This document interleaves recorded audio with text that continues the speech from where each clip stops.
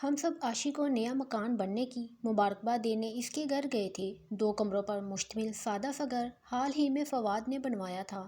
عاشی ہی جب شادی ہو کر اس گھر میں آئی تھی تو وہ بالکل بسیدہ اینٹوں کی چھت والا مکان تھا۔ 12 سال جیسے تیسے کر کے عاشی نے اس گھر میں گزارے۔ اب جب فواد کے ہاتھ میں پیسہ آیا تو اس نے اس کو نئے سرے سے تعمیر کروایا تھا۔ میں نے جو بات نوٹ کی وہ حیرت انگیز تھی۔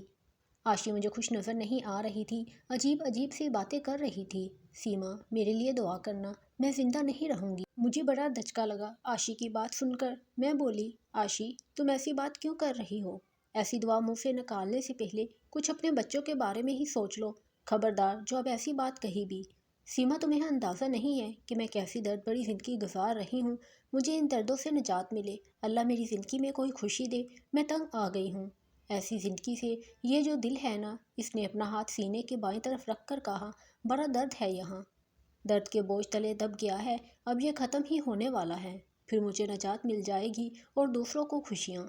یہ کہتے ہی وہ زور زور سے ہنسنے لگی اور ہنستے ہنستے اس کی آنکھوں سے آنسو بہہ نکلے۔ اپنی انگلیوں کے پوروں سے آنسو پوچھ کر کہنے لگی، یہ آنسو نہیں ہے سیما، میرے ارمانوں کا خون ہے جو آنسو کی شکل میں بہہ رہا ہے۔ کیسا درد تھا اس کی آنکھوں میں اپنے لفظوں میں بیان نہیں کر سکتی۔ سیما، یہ گھر میرے لیے نہیں بنا، نہ ہی اسے میرے لیے بنایا گیا تھا۔ یہ تو بس۔ وہ پھر خاموش ہو گئی۔ میری زندگی کے اب تھوڑے ہی دن باقی ہیں۔ سچ کہا تھا عاشی نے کہ اس کی زندگی کے بس تھوڑے ہی دن تو باقی ہیں۔ وہ چند دنوں میں اتنی بیمار ہوئی، اسے ہاسپٹل میں ایڈمٹ کیا گیا۔ اسے کینسر ہو گیا تھا، مگر جب تک اس کے ٹیسٹ وغیرہ ہوئے بہت دیر ہو گئی تھی۔ بیماری اپنے آخری سٹیج پر تھی اور وہ چند ہفتوں میں ہی اپنے تمام دکھوں سے نجات پا گئی۔ اپنے بچوں کو بلکتا چھوڑ کر وہ اپنے آخری سفر پر روانہ ہو گئی۔ پتہ نہیں کیسا دکھ تھا جو اس نے اپنے اندر رکھا ہوا تھا۔ آج عاشی کی موت کا 21واں دن تھا کہ فاطمہ پھوپھی کی زبانی یہی معلوم ہوا کہ فواد شادی کرنا چاہتا ہے، اور وہ بھی زوبیہ سے۔ یہ بات سن کر میں شوکڈ رہ گئی۔ پورے خاندان میں باتیں ہو رہی تھی کہ کیسا شوہر ہے، بیوی کے 40ویں تک بھی صبر نہ کر سکا اور شادی کی خواہش کی بھی تو اپنی سالی سے۔ یہی غم بیچاری عاشی کو کھا گیا۔ لوگ طرح طرح کی باتیں کرتے رہے تھے، مگر حقیقت کیا تھی کسے معلوم۔ کوئی زوبی کی تعریفیں کر رہا تھا کہ کتنی بڑی قربانی دے رہی ہے زوبی، اتنا اچھا گھر جوان منگیتر چھوڑ کر بہن کے بچوں کی خاطر اپنے بہنوئی سے شادی کر رہی ہے۔ یہی بات جب میں نے زوبی کے بڑے بابی سے کی تو وہ کہنے لگی، کوئی قربانی نہیں دے رہی زوبی، اپنی بہن عاشی کو قربان کیا ہے اس بدبخت نے، اسی کا غم عاشی کو کھا گیا ہے۔ اس نے صرف مجھے اپنی دکھی داستان سنائی تھی، اپنے دل کا بوجھ وہ مجھے بتا کر ہلکا کرتی تھی۔ پھر عاشی کی بابی نے مجھے عاشی کے بارے میں ایک ایسی بات بتائی جسے سن کر میرے پیروں تلے سے زمین نکل گئی۔ میں جب رخصت ہو کر فواد کے گھر آئی تو اپنے ساتھ بہت سے خواب آنکھوں میں سجا کر آئی تھی۔ ہر لڑکی کی طرح میری بھی خواہش تھی کہ میرا اپنا گھر ہو، پر صرف اور صرف میری حکومت ہو، جان نشاور کرنے والا شوہر ہو جو میری ہر خواہش آنکھیں بند کر کے پوری کرے، جو مجھے نگری نگری گوائے، مجھ پر کوئی روک ٹوک نہ ہو۔ میرے سارے خواب پورے ہوئے، مگر صرف تھوڑے عرصے کے لیے۔ جب مجھے آسمان سے زمین پر پٹکا گیا تو میں ریزہ ریزہ ہو گئی۔ شادی کے شروع میں فواد نے مجھے بے پناہ محبت دی، وہ میری ہر خواہش پوری کرتے، باہر گھمانے پھرانے لے جاتے، کھانا بھی اکثر باہر ہی کھاتے۔ میری ساس ہمارے گھر میں جو کھانا پکاتی وہ میں کھاتی نہیں تھی، کہتی کہ ایسا بدمزہ کھانا میں نہیں کھا سکتی۔ پھر فواد مجھے باہر کھانا کھلانے کے لیے لے جاتے یا باہر سے کھانا لے آتے۔ میری ساس بہت اچھی عادت کی مالک تھے، مگر پھر بھی مجھے ان سے خدا واسطے کا ویر ہو گیا تھا۔ گھر میں ہم صرف 3 فرد تھے، ایک نند تھی، وہ بھی شادی شدہ تھی۔ میری ساس مجھ پر روک ٹوک بھی نہ کرتی تھی، پھر بھی میں انہیں زج کرتی۔ ان کا وجود مجھے کھٹکتا تھا، میری خواہش تھی کہ وہ یہاں سے چلی جائے، اس گھر پر صرف میری حکمرانی ہو۔ میں نے انہیں اتنا تنگ کیا، فواد کو بھی ان کے بارے میں الٹی سیدھی پٹیاں پڑھائیں، وہ بھی اپنی ماں سے تنگ آ گئے تھے۔ پھر آخر میں ہی کامیاب ہو گئی۔ میری ساس مجھے بد دعائیں دیتی ہوئی اپنی بیٹی کے گھر چلی گئی، ہمیشہ ہمیشہ کے لیے، اور یہی سے میری بدبختی کا آغاز ہوا۔ میری ساس میری جنت تھی، میں نے جو اپنی کم عقلی کی وجہ سے کھو دی اور اپنے گھر کو دوزخ بنا لیا۔ بزرگ ہمارے سروں پر گنے سائے کی طرح ہوتے ہیں جو ہمیں تکلیف اور مصیبت سے بچاتے ہیں۔ میں امید سے تھی اور ڈلیوری کے دن قریب تھے۔ فواد نے مجھے میرے میکے بھیج دیا، وہاں میری گود بھرائی کی رسم ہوئی۔ میری ساس بھی آئیں، میرے خراب رویے کے باوجود مجھے ڈھیروں دعائیں دیں۔ وہ دن بھی آ پہنچا جب میں نے ایک پیاری سی بیٹی کو جنم دیا۔ سب بہت خوش تھے، میری ساس بھی پوتی کو دیکھنے آئیں۔ میں کچھ دن میکے میں رہی، پھر فواد کے کہنے پر اپنے گھر آ گئی۔ میری امی نے میری بہن زوبیہ کو میرے ساتھ بھیج دیا۔ چھوٹی بچی کے ساتھ کام کاج میں مشکل ہوتی ہے۔ زوبی میرا بھی خیال رکھتی، میری بیٹی اقرا کے کپڑے وغیرہ دھوتی اور گھر کے چھوٹے موٹے سارے کام کرتی۔ مجھے معلوم ہی نہ تھا کہ میں نے اپنے پیروں پر خود کلہاڑی ماری ہے۔ زوبیہ 16 سال کی تھی۔ یہ عمر نوخیز کلی سے گلاب بننے کی عمر ہوتی ہے۔ اس عمر میں عام سے عام لڑکی بھی بہار کی طرح لگتی ہے۔ زوبیہ تو پھر بھی حسین تھی۔ زوبیہ کو دلہن کی طرح بننے سنورنے کا بہت شوق تھا۔ وہ اکثر میرے جہیز کے کپڑے پہنتی اور بن سنور کر آئینے کے سامنے کھڑی رہتی اور خود کو دیکھتی رہتی۔ میرے پراندے بالوں میں ڈالتی، میں اسے منع نہیں کرتی تھی۔ برا نہ مان جائے، بچی ہے، اپنے شوق پورے کر رہی ہے۔ میری سوچ بس یہی تھی کہ مجھے کیا پتہ تھا کہ وہ کیا گل کھلا رہی ہے۔ میری موجودگی میں وہ فواد سے ہنس ہنس کر مذاق کرتی، اس سے باتیں کرتی، مگر پتہ نہیں کب شیطان نے ان دونوں کو اپنے شکنجے میں جکڑ لیا۔ وہ دونوں کب شیطانی کھیل میں مصروف ہو گئے مجھے پتہ ہی نہیں چلا۔ پھر جب امی اسے لینے آئیں وہ اداس تھی اور امی کے ساتھ چلی گئی۔ پھر بھی وہ ہفتے میں 1 یا 2 دنوں کے لیے آ جاتی۔ میں پھر سے امید سے ہوئی تو فواد نے مجھے زوبیہ کو بلانے کے لیے کہا کہ وہ یہاں ہوگی تو تمہارا بھی خیال کرے گی اور اقرا کا بھی۔ تم پریگننٹ ہو کے گھر کے کام وغیرہ کر کے تھک جاتی ہو، میں تمہارے لیے کہہ رہا ہوں۔ وہ تمہاری بہن ہے، ایسے دنوں میں وہی کام آئے گی۔ میں نے پھر زوبی کو بلا لیا، مگر اب ان کی حد سے بڑی بے تکلفی مجھے سمجھ آ گئی تھی۔ میں نے فواد کو یہ بات کہی تو وہ سرے سے ہی مکر گیا۔ تم ہم پر بلا وجہ شک کر رہی ہو، تمہیں اپنی بہن پر بھروسہ نہیں، تم بہت ہی شکی مزاج عورت ہو۔ پھر جب میں نے زوبی کو واپس بھیجنے کا فیصلہ کیا تو وہ برک اٹھا۔ زوبی یہی رہے گی جب تک تم بچہ پیدا نہیں کر لیتی۔ میں نے کہا کہ میں اپنے کام کاج خود ہی کروں گی، مجھے کسی کی مدد کی ضرورت نہیں۔ دوسرے ہی دن میں نے اپنے بھائی کو بلا کر زوبی کو واپس بھیج دیا۔ وہ جانے پر رضامند نہ تھی، بہت افسردہ ہو کر گئی۔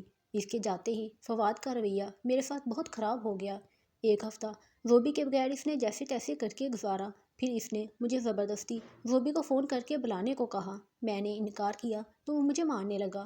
میری حالت اس کی مار برداشت کرنے کے قابل نہ تھی۔ سو نہایت مجبور ہو کر میں نے زوبی کو بلا لیا۔ وہ یہاں آ کر بہت خوش تھی، فواد بھی اس کے آنے پر بہت خوش تھا۔ نہ خوش تھی تو صرف میں۔ اب بھی زوبی ویسے ہی دلہن کی طرح تیار ہو کر کمرے میں بیٹھی رہتی اور میرا شوہر بھی ساری رات زوبی کے ساتھ ہی گزارتا اور میں بھی اکیلی اس کمرے میں جلتی بنتی رہتی۔ میرا رویہ زوبی کے ساتھ ٹھیک نہ تھا۔ وہ بغیرت بن کر میرے گھر میں رہ رہی تھی۔ اب تو سب کچھ کھلی کتاب کی طرح میرے سامنے تھا۔ فواد مجھ سے یہ سب برداشت نہیں ہوتا۔ تم آخر چاہتے کیا ہو؟ تم کیوں میری بہن کے ساتھ اتنے بے تکلف ہو جیسے میں تمہاری بیوی نہیں، وہ تمہاری بیوی ہے۔ غصے میں پاگل ہو رہی تھی۔ کاش ایسا ہوتا تو میں اپنے آپ کو خوش نصیب سمجھتا۔ فواد نے سرد آہ بڑھی۔ اس کے جواب پر میں آگ بگولا ہو گئی۔ دیکھو فواد، میں اب تم دونوں کی یہ رنگرلیاں برداشت نہیں کر سکتی۔ مجھے تمہارا ڈر نہیں، میں محبت کرتا ہوں زوبی سے۔ اگر تم نے کسی کو بتایا تو میں تمہیں طلاق بھی دے سکتا ہوں۔ ویسے بھی اگر تم نے ہمیں بدنام کرنے کی کوئی بھی کوشش کی تو کیا تمہاری بیمار ماں یہ سب برداشت کر لے گی؟ وہ نہ ہی تم پر طلاق کا دبا برداشت کرے گی اور نہ ہی رسوائی۔ وہ مکروہ ہنستا ہوا گھر سے نکل گیا۔ میں نے زوبی کو بھی بہت سمجھایا مگر وہ عشق کے نئے خمار میں ڈوبی ہوئی تھی۔ نہ اپنی عزت کا خیال تھا، نہ اپنی بہن کے گھر اجڑنے کا۔ پھر میری ڈلیوری ہو گئی۔ میں نے ایک بیٹے کو جنم دیا تھا۔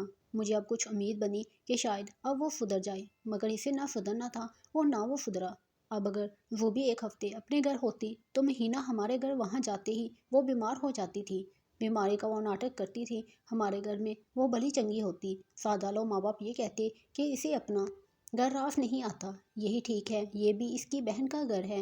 اب میں اپنے غریب ماں باپ کو زوبی کی بیماری کا کیا بتاتی؟ وہ پہلے ہی اپنی دوسری بیٹیوں کی وجہ سے پریشان تھے۔ میری دوسری 2 بہنیں مجھ سے چھوٹی تھیں۔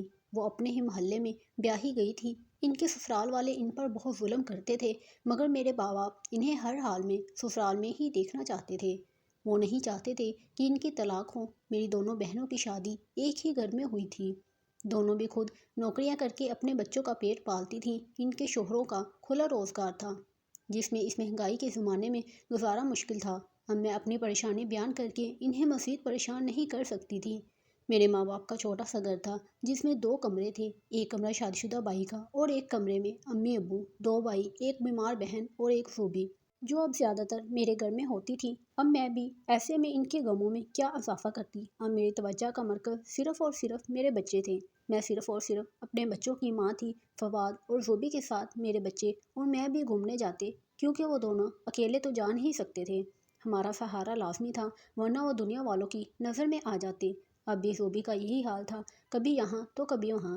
اسے وہاں کچھ زیادہ دن ہو جاتے تو فواد میرے سر ہو جاتا تھا کہ اسے جلدی بلاؤ۔ اب کوئی اندازہ لگائے کہ اس وقت میرے دل کی حالت کیا ہوتی ہوگی جب بھی دلہن بن کر دوسرے کمرے میں بیٹھتی ہے اور میرا شوہر ساری رات اس کے ساتھ گزارتا ہے، تو میں یہ دیکھتی رہ جاتی ہوں اور اس وقت میرے دل پر کیا گزرتی ہوگی۔ چڑیل بھی 4 گھر چھوڑ کر نقب لیتی ہے، مگر میری بہن نے خود غرضی کوٹ کوٹ کر بڑی تھی۔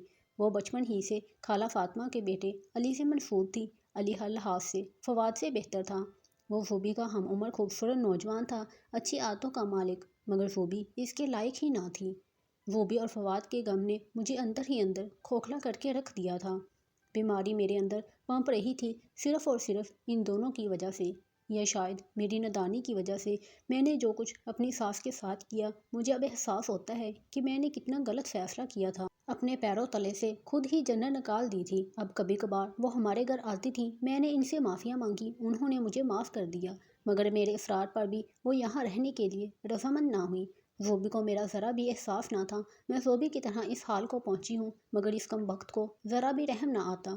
بتاؤ بھابھی میں کیا کروں؟ جب اپنے ہی اتنے ستم کرتے ہیں تو انسان اندر ہی اندر ختم ہو جاتا ہے۔ عاشی نے صحیح کہا تھا، اپنوں کے ستم اندر سے جڑ سے ختم کر دیتے ہیں، اور وہ ختم ہو گئی۔ عاشی کی جب طبیعت بہت خراب ہوئی تو اس نے ہاسپٹل میں اپنی خالہ علی کی ماں کو کہا کہ خالہ میرے مرنے کے بعد آپ زوبی کی شادی فواد سے کروا دینا، یہی سب کے حق میں بہتر فیصلہ ہوگا۔ آپ علی کے لیے کوئی اچھی سی لڑکی ڈھونڈنا، ویسے بھی زوبی علی کے قابل نہیں۔ عاشی مرنے کے بعد جب فواد نے زوبی سے شادی کی، خواہش ظاہر کی، تو خاندان والوں نے بہت مخالفت کی تھی۔